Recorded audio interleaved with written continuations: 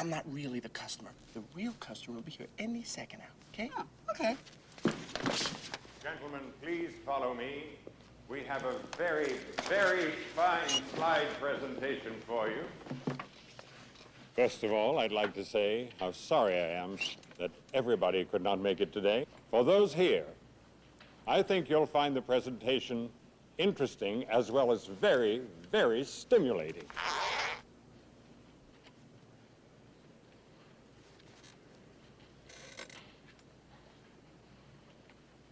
Could we have the lights turned down?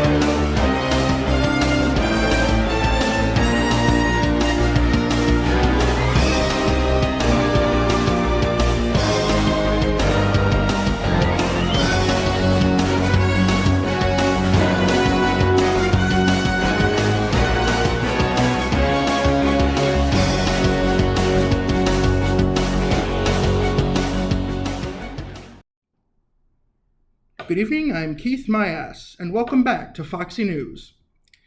The U.S. Polo Association has conceded that polo is just floor hockey with twice as many assholes.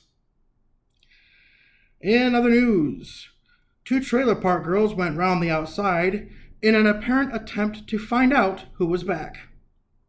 That being said, we are back. We have obviously been on a hiatus, apart from a one-off episode of the Broke-As Cooking Show, and we will report on that in a minute. Due to several other YouTube channels calling themselves FOXXXY Media, while not being as foxy as we are, we will be taking inspiration from our friends over at Obscurus DM Productions and making our name Latin. Coming soon to the forefront of all of our BS, Vulpine Media. And now for the moment I've all been waiting for, the reason we've been on hiatus. The Michigan Department of Heinous and Horrific Shit Shows has been bouncing Dr. Petrie around the state of Michigan like a pinball for the last few months. He has been in Bel Air, Kalkaska, Sheboygan, Gaylord, Saginaw, Bay City, St. John's, Lansing, and now back to his hometown of Traverse City, where he arrived with nothing left but the clothes on his back. In the music world, Billy Joel put out a new single.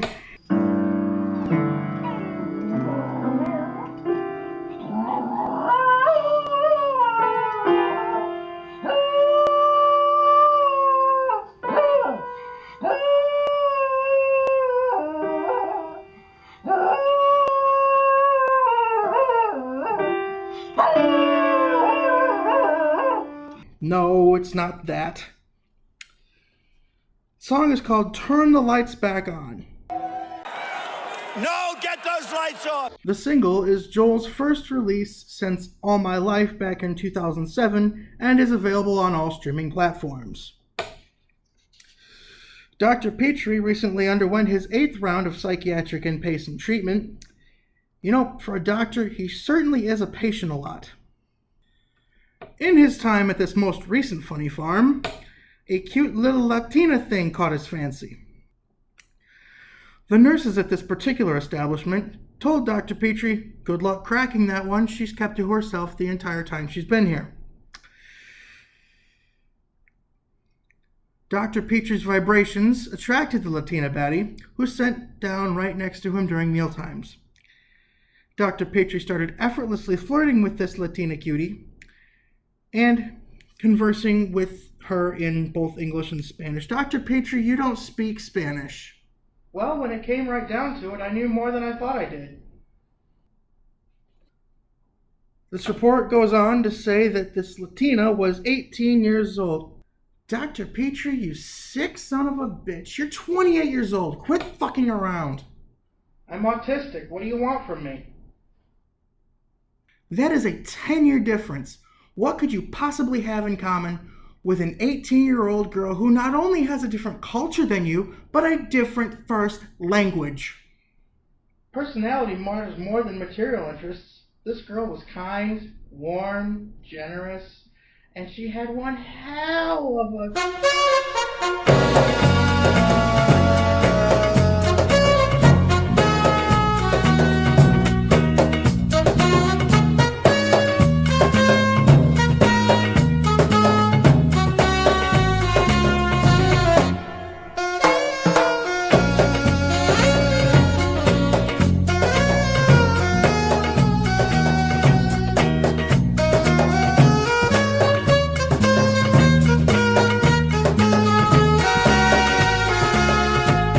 During this hospital stay, in group therapy, the therapist said if a donkey was stuck in a well and it didn't believe that it could get out, would it even try?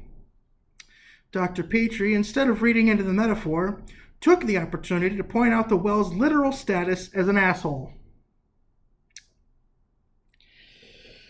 Also, he was crushing on a psych tech, and when she was leaving for the day, he jokingly said, "Take me with you."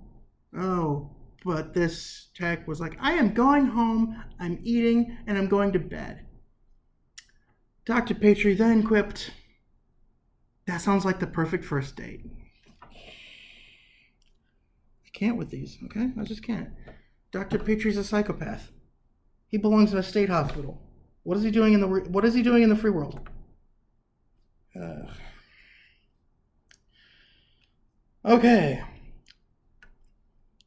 In the blitz of it all, there was also a cute 23-year-old emo chick. Somewhere it is, I know, but we're moving past that. Okay. Also, Dr. Petrie spent a week living on the mean streets of Saginaw, Michigan, the east side, the hood, where the gangs rule the streets. After a homeless shelter booted Dr. Petrie's ass out on the streets for calling some ass butt out on his bullshit, said homeless shelter threw away all of what was remaining of Dr. Petrie's personal belongings, his laptop, a Timex, and all of his clothes. Let's go back in time. Yes, I can feel it.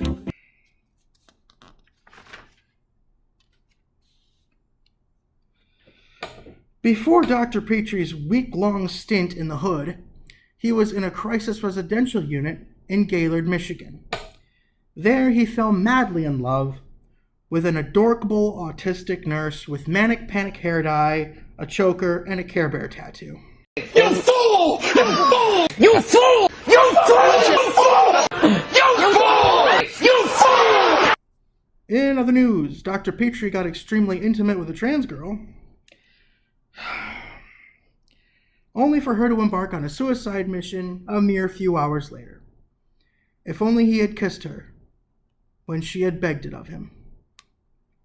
Because this happened last night, Dr. Petrie is suffering from terrible IBS. That's the news, and I'm Foxy. Until next time, I'm Keith my ass. I gotta take a shit.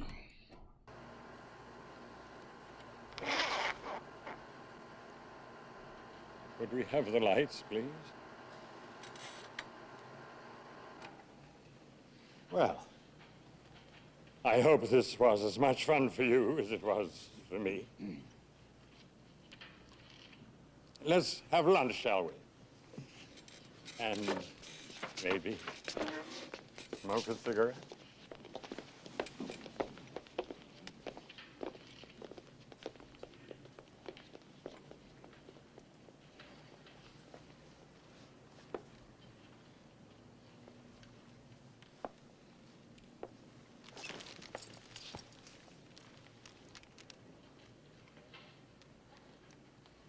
Good speech.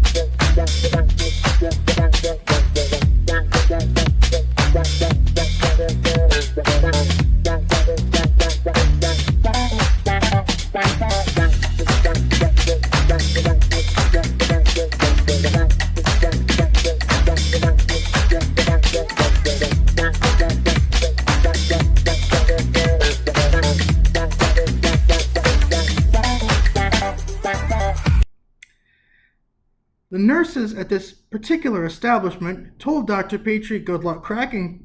The nurses at this establishment told Dr. Petrie good luck cracking her. She has kept to herself this entire time. God dang it. Can I get a good take, please?